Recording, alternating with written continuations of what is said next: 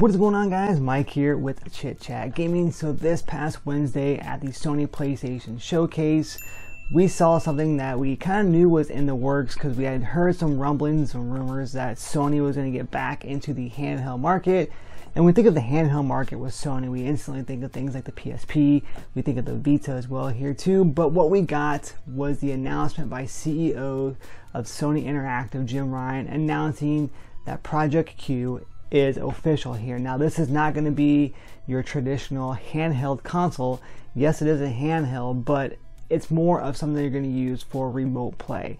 Not so much for its own console, but remote play. Now, this thing here is basically, it's going to be an 8-inch tablet here that's going to have a 1080 LCD screen, which I have a hard time getting around the fact that it's an LCD screen or an LED screen. I believe it's LCD, I thought I read, but it's not an OLED screen. I mean, even the Nintendo Switch has an OLED screen at this point in time as well too. It took a little while, but they got one. But this is basically going to be a 8-inch tablet here, 8-inch screen with what looks to be basically a DualShock 5 here, or DualSense 5 I should say. Basically going to be split in half. So we have the DualSense 5 basically split in half on both sides without the touchpad, of course, and that's basically what it is. It's literally going to be, but it's not something you take apart. It's an actual unit here itself. It's all, you know, bundled together, all actually attached together and everything as well too. So we're already familiar with, you know, remote play with, you know, Xbox. I mean, I use Xbox remote play all the time on my phone, but I have like little controllers that you put on the side as well here too that you can use, and again, you attach them to the app, or you put your phone in there and attach it and you link via Bluetooth. This is going to be all just automatically just put together and attached. It's a whole little unit here as well too. So we need to talk about that really quick here because I want to know what the price is going to be on this thing. Now, I'm really confused on why this is not an OLED. Now, this, I don't know if that's been confirmed or not, but again, no, I'm really be surprised if it wasn't an OLED. But either way though, the market is a market ready for something like this. This is basically what it's going to do. It's going to play all your downloaded games via Wi-Fi on the Project Q. So basically, it's almost like a glorified Wii U, a better Wii U, I should say, to a degree. Anyways, basically, it's the same thing. You take the gamepad out of the, you know, what the Wii U, or you take the gamepad from the Wii U, and you're able to switch it back and forth from TV to the gamepad. Where this here, of course, is going to be where basically the same thing, where you can connect to your PlayStation. So you have to be in the same house, or you know, the same area that has the PlayStation 5. And basically, all you're doing is you know, connecting to that via Wi-Fi. And as long as you have a pretty good connection, you're able to go on there and play your games on there. Now, you're not able to go take this, you know, on the go as well here too, from my understanding. So that, of course, takes it out of the, you know, the actual, like, anything compared to the Nintendo Switch or anything along those lines, or even the Vita or the PSP.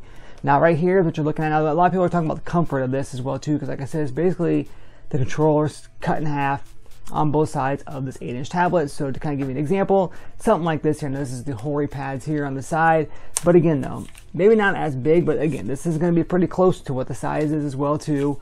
And yeah, looking at something like this here. So this I don't have a problem with. It's not uncomfortable or anything. I play it all the time. I use these all the time, especially for first-person shooters or third-person shooters anyways. I use these all the time, and they're not bad at all. So what you're looking at is something along those lines with the DualSense 5 here. So I, for one, am very, very, you know, interested to see exactly how this is going to go. This is supposed to be releasing later on this year. Now, the price point, they have not announced anything as of yet, but I'm guessing it's going to be under $200. One of my coworkers happened to say $499. I don't think it's going to be the same price of the PlayStation 5. I can see this thing being, you got to stop thinking, the controller itself here is about $80.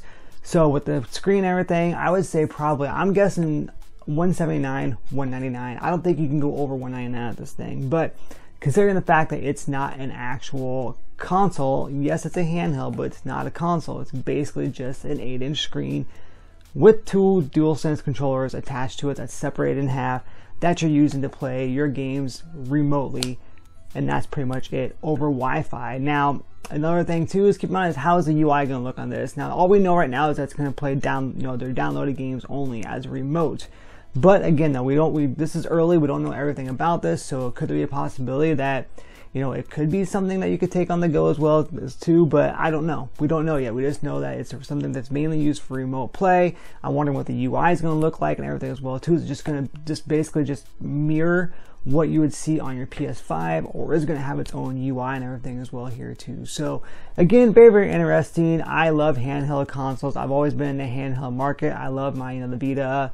I love the PSP, all my 3DSs, and I've been a fan ever since the Game Boy. Of course, I love my Switch and everything as well here too. So again, though, I'm not really interested in playing remotely, spending a lot of money to be able to play remotely. Yes, I like to play remote, but I can just use my phone or a tablet or what have you for that. But again, though, something like this here, it's already, attached, built in. You have the controllers on as well here too. It's not a bad deal if it's under $200. Now, anything over $200, I'm officially out of it because I just can't do that unless they announce something else that it's not just going to play remote games. It's going to have its own UI. You can play, other games as well here too, and you can take it with you on the go. But again, though, I think this is going to be more geared towards remote play only from the way that sounds. So let me know down below what you guys think here as well here too. Like I said, whether it's pricing, whether it's about the actual handheld itself, I'm always curious to see what other people think as well too. So again, make sure you sound off here. Make sure you guys like this video if you choose to. Make sure you subscribe to the channel. And make sure you turn on that bell notification to keep up with all things that is Chit Chat Gaming. And as always, guys, happy gaming.